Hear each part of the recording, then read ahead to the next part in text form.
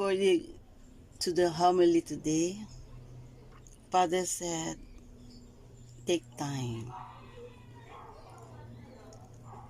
Take it slow. Don't rush. The word is so fast. They are telling you, pressuring you to bilisan mo, be fast. But you should take it slow. Take time.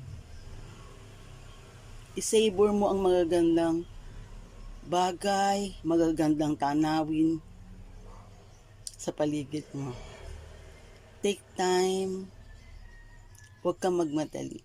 Even if the world around you is pressuring you, walk with our God. Walk with the Lord.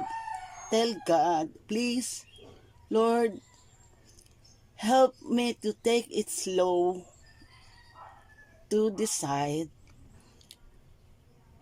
to see the beautiful things in life, to take it slow, and give time, and more beautiful prayers for our dear God. Dear Lord, help me to take it slow, to take my time.